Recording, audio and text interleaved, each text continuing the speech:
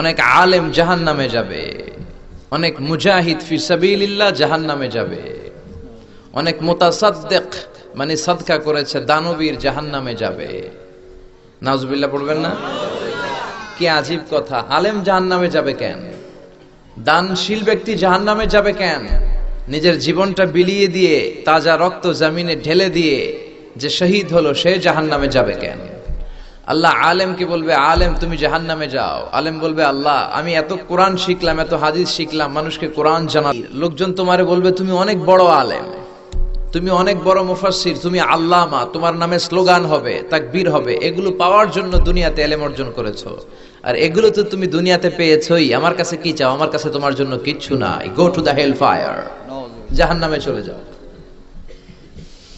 অনেক মুজাহিদকে আল্লাহ বলবে, ইয়া মুজাহিদ উদখুলিন নার, জাহান্নামে যা।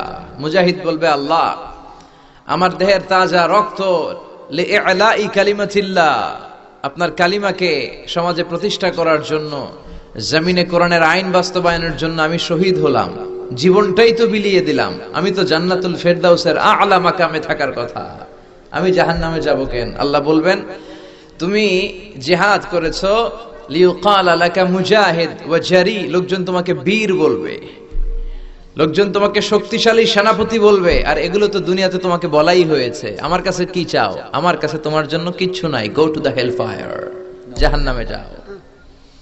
অনেক দানশীলকে আল্লাহ বলবে, দানশীল তুমিও জাহান্নামে। দানশীল বলবে, আল্লাহ মসজিদ তো কম বানাই নাই, এতিমখানা তো কম করে দেয় নাই, মাদ্রাসা তো কম বানাই নাই, আমি জাহান্নামে যাব কেন? আমি তো জান্নাতে যাব। আল্লাহ বলবেন, তুমি দান করেছো এই জন্য যে লোকজন তোমারে শিল্পপতি বলবে, হাতেম তাই বলবে। এরকম দানশীল আছে না নাই?